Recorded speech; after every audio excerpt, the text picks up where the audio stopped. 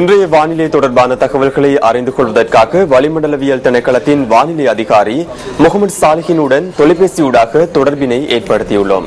வணக்கம். வணக்கம் கிருஷான். இன்றும் நாட்டின் சில மாகாணங்களின் பல இடங்களில் மழை பெய்யக்கூடிய சாத்தியம் காணப்படுகின்றது.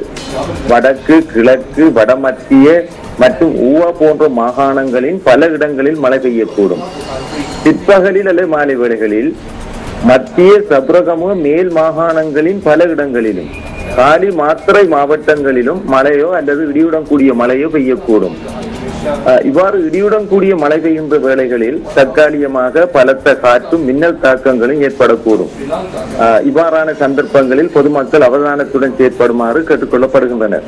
கடற்பிராந்தியங்களை பொறுத்தவரையில் திருகோணமலை தொடக்கம் பொத்திரிலூடாக காலி வரையான கரையோரத்துக்கு அப்பால் உள்ள ஆழமற்ற கடல் பிரதேசங்களின் சில இடங்களில் மழை அல்லது இடியுடன் கூடிய மழை பெய்யக்கூடும்.